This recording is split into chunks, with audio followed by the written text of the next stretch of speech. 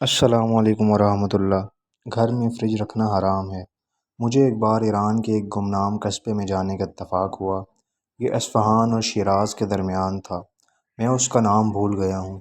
مجھے وہاں رات گزارنا پڑ گئی۔ میں یہ جان کر حیران رہ گیا، پورے قصبے میں فریج نہیں تھا۔ میزبان نے بتایا، ہم خوراک کو فریج میں رکھنا گناہ سمجھتے ہیں۔ میں حیران رہ گیا۔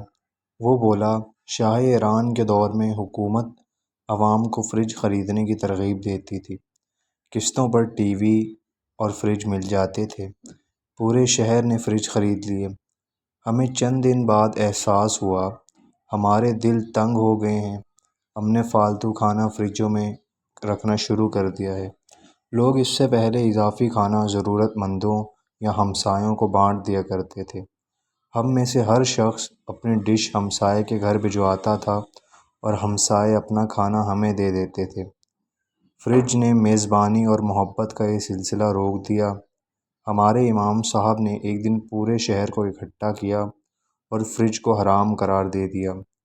حکومت نے بہت زور لگایا، لیکن ہم لوگوں نے اپنے فریج بیچ دیے یا پھر اپنے دور دراز کے رشتہ داروں کو دے دیے۔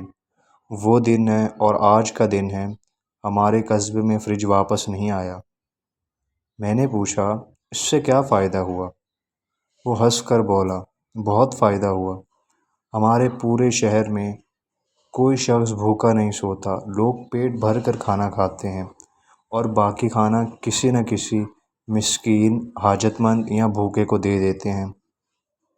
ہم لوگ ہمسایوں میں بھی کھانا بانٹتے ہیں، یوں پورے شہر میں کوئی بھوکا نہیں رہتا۔